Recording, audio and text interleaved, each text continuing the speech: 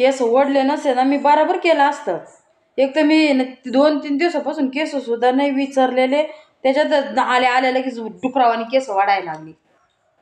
अरे त्या पोरानं पीठ मळलं, शेव भाजी केली. हा तुला आई चपात्या करायला जेवण आलं का?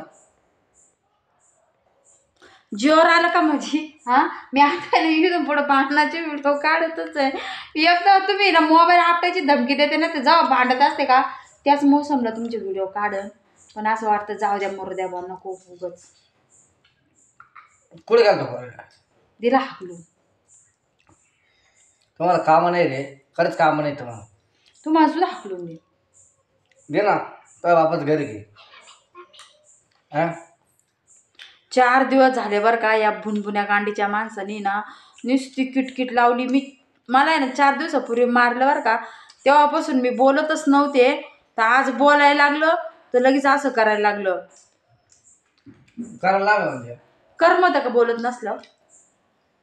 नाही अजिबात नाही करमत मला. लगेच बोल ना ग माझ्या संग, तू जर नाही बोलली ना मी घर सोडून जाईल. पोराला काय मारायची गरज नाही मला सांगायची. अहो खान तसे खापरण बाप तसे लेकर, तुम्ही दोघं बापले तशीच येतं. नुसते वैताग देते. नीट सांगायला गेलं का नुसतं माणसाला टांगायला नेते. त्या बिचारीने एवढं पीठ मळलं. हॅलो मग माझ्यावर उपकार झाला. शेवभाजी परवा दिवशी सारखं नुसते बटरन चहा खाऊनच झोपवायला पाहिजे नव्हतं. कारण ना तुम्हाला गरज आहे ना, माझी काही गरज नाही म्हणता ना. हाकलून द्याचा भांडणं झाल्यावर. निघ, तुझ्या बापाचं घर आहे का, निघ माझ्या घरातून. मग करायचं तसं, बोलायचं तर तशी कामं पण करायची. माझी गरज नाही ना. इकून तिकून 4 दिवसानंतर बोलायला सुरुवात केली. लगेच केसन बिसन वाढायला लागले, हे करायला लागले दादागिरी. आणि काही नाही बरं का, शुल्लक गोष्टीवर भांडण झालं होतं. मी काय म्हणलं होतं, काय तिकडे घ्या लात लागत. लक्ष्मी मी लात मारू नका. पाहिलं कशी लात मारते तर. माझा पायच इकडे घेते ना मी. लय हटकू रे लई. काहीच नव्हतं झालं का 4 दिवसापूर्वी मी काय म्हणलं, कामं जर नसले ना तर आमच्या गावामध्ये 1.5-2 महिने कामं नसते तर. आणि बाबांनी महिन्यापासून आहे ना बायांची टोळी धरली. बायांच्या टोळीत आहे ना, आता विचार करा गड्याची बायांची बराबरी लागते का? बाया कसं 250-300 रुपये हजेरीने कामाला जातात, तसं इकडं 400-450 त्यांना हजेरी पडली की त्यांचं चांगलं आहे. म्हणजे त्यांच्या दृष्टीने कामाचा मोबदला चांगला आहे. तसं गड्याला काही नाही म्हणलं तरी ना 500-550-600 रुपये हजेरी जर पडली तर त्याच्या तेवढं ताणू काम केलेलीची चीज होतं.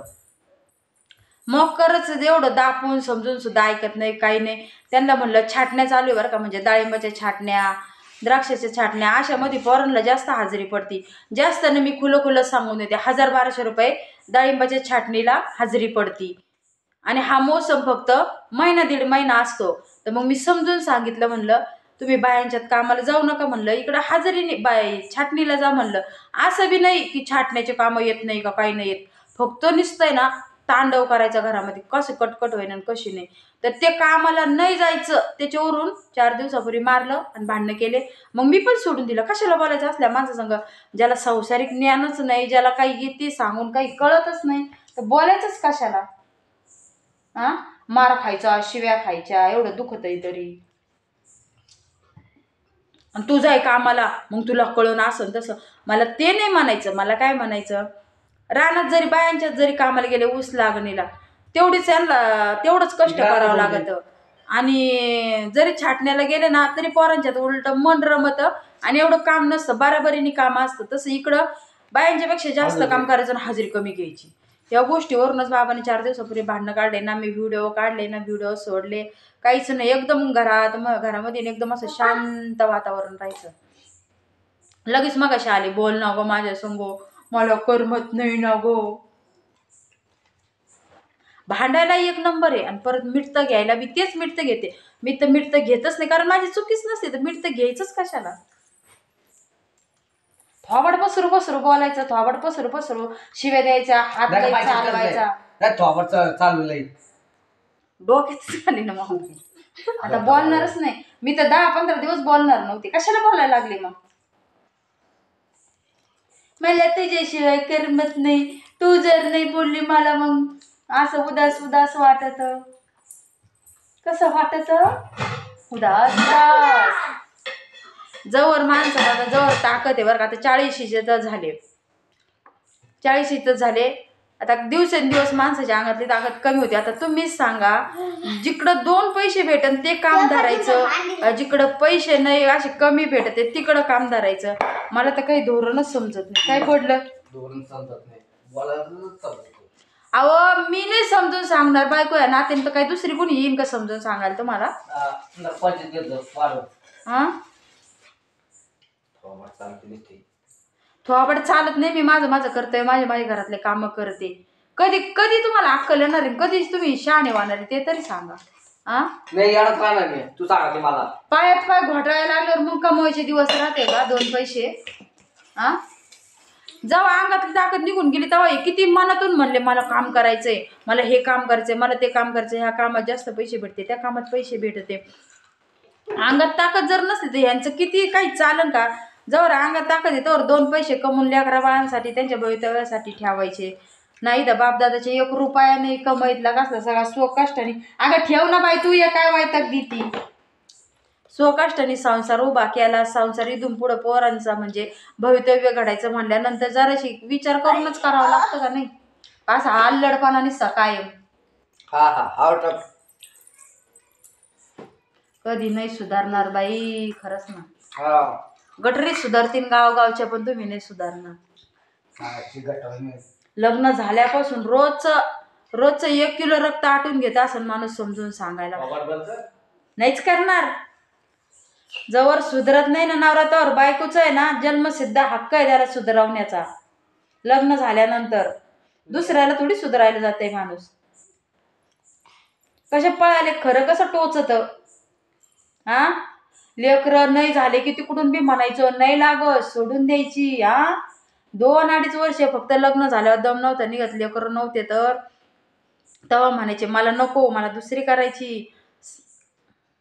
मदर इंडिया म्हणायची, दे सोडून, नको असं तसं. आता सोन्यासारखे 2 लेकरं झाले तर कमवायचं म्हणलं, कामधंदे करायचं म्हणलं की लई जीवावर येतं. सतत भांडणं काढायचे, सतत शिव्या कटकटी. चांगलं सांगायला गेलं की कसे फाकाक झाले. हा मग बेव आलं मला तो, मग कसे पळून जाऊन राहिले. या ना मग येत आता. मी बोलवणारच नाही. खरं लय टोचत. ते काय म्हणते ना, सख्खी आईला खरं बोलल्यावर राग येतो, तशातला भाग असतो. खरं बोललो ना कोणाला टोचत. मी नेहमी माझा यश प्रयत्न असतो बरं का, की सुधरावा, चांगलं वागावा. लेकरं नव्हते तर लय मस्त येडे चाळे केले, पण आता तरी सुधरावा असं वाटत. पण काय सुधारायचं, सुधरते राहून मर्यायचा गारका येतो. राहून गारका येतो. मी जरी कमवत नसे तुम्हाला कधी कोणत्या गोष्टीला ताण देते का? एवढी संक्रांत येती जाती, एवढी दिवाळी येती जाती, बाया नवऱ्यांना हाताने साडी मागा द्या, हाताने एखादं काही घ्यायचं असलं तर मागा द्या. मी तर मला अजून 20 वर्षाच्या संसारात मला अजून आठवलं नाही ही दिवाळी आली, संक्रांत आली आणि मला ही साडी घ्या आणि मला ती साडी घ्या असं कधी म्हणले सुद्धा नाही. एवढं ध्यानात धरा. म्हणते तुम्हाला मी कधी म्हणले? पहिली दिवाळी असून पहिली दिवाळी लोक लग्न करून आणलं पुरीला, पहिल्या दिवाळीला म्हणेन अशी साडी बांगड्या घेते तर, आणि मला साडी नाही तर नाही साधं झंपरचा पीस पण नाही पहिल्या दिवाळीला. का साध्या हाताला बांगडी सुद्धा नव्हती पहिल्या दिवाळीला. मारला हाणलं होतं हातामध्ये, एकच बांगडी होती दलिंद्रावानी. दिवाळी तर नाहीच नाही, दारात पण ती सुद्धा नव्हती लागली. एवढं ध्यानात धरा. असे कसे कसे दिवस काढले तरी तुम्हाला चाव येतो एवढा. गप्पाचे फावड तोंडी फावडच फोडीन जायचं फोडा काय तुम्ही थोबाड फोडता. मी उगा आहे ना राग वैताग आहे ना, माझा राग खवळला ना तर वरच शांत असते.